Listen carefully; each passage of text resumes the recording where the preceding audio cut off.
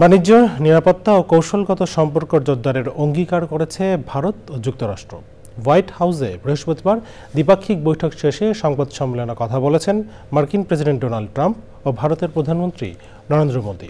সে সময় প্রশ্নের উত্তরে ডোনাল্ড ট্রাম্প জানান, বাংলাদেশের সরকার পরিবর্তনে যুক্তরাষ্ট্রের ডিপ স্টেটের ভূমিকা ছিল না। বাংলাদেশের প্রসঙ্গটি বরং ভারতের বিষয় বলেও মন্তব্য করেন তিনি। রিপোর্টে আরও জানাচ্ছেন সুলতানা হিমু। দ্বিতীয় দফা যুক্তরাষ্ট্রের প্রেসিডেন্ট নির্বাচিত হওয়ার পর ডোনাল্ড ট্রাম্পের আমন্ত্রণে ওয়াশিংটন ডিসি সফরে ভারতের প্রধানমন্ত্রী নরেন্দ্র মোদি। স্থানীয় সময় বৃহস্পতিবার হোয়াইট হাউসে বৈঠকে দুই দেশের সম্পর্ক জোরদারে আলোচনা করেন তারা। বাণিজ্য, নিরাপত্তা ও কৌশলগত সম্পর্ক জোরদারে অঙ্গীকার করেছে যুক্তরাষ্ট্র ও ভারত।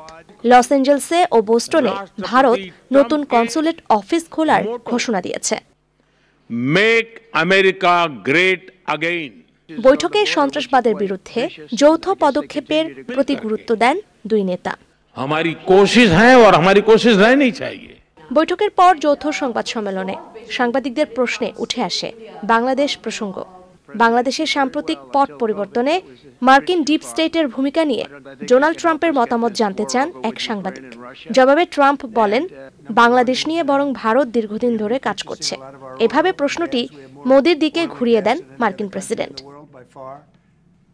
যুক্তরাষ্ট্রে দুদিনের সফরে ট্রাম্পের ঘনিষ্ঠ ব্যবসায়ী টেক জায়ান্ট ইলন মাস্কের সঙ্গেও বৈঠক করেন নরেন্দ্র মোদি।